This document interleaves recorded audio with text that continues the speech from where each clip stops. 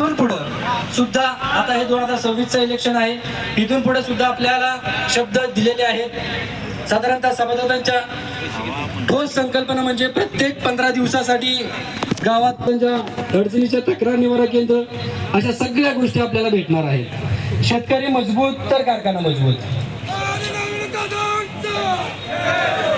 कारखाना मजबूत तर परिसर मजबूत। आणि आमची भूमिका आहे कामगार बांधवांसाठी संकल्पना, कामगारांचा खरा कोण आहे, तर तो कारखान्याचा खरा कोण आहे, तर कामगार आहे। त्यासाठी कामगारांच्या हितासाठी दादांनी काही महत्वपूर्ण 2 गोष्टी सांगितलेल्या, त्या म्हणजे वेळेवर वेतन भेटेल, कायमस्वरूपी नोकऱ्यांना प्राधान्य मिळेल, कर्मचाऱ्यांना आरोग्य विमा मिळेल, आणि विशेष संकल्पना मित्रांनो आपल्याला जाहीरनाम्यातील काही गोष्ट थेट सभासदांच्या हितासाठी दिलेल्या आहे। त्यामुळे प्रत्येक दरवर्षी सभासदाला 120 किलो साखर मिळणार आहे, उच्च दर्जाचे रोप आपल्याला मिळणार आहेत, ऊस तोडणीला प्राधान्य मिळणार आहे, आणि सगळ्यात महत्वाचं म्हणजे ज्यावेळी संस्थापक पॅनलची सत्ता येणार आहे त्यावेळी पहिल्या 6 महिन्यात जे कुणाचे शेअर्स ट्रान्सफर झालेले नाहीत ते सगळ्यांचे सरसकट शेअर ट्रान्सफर होणार, कुठलंही राजकारण न करता।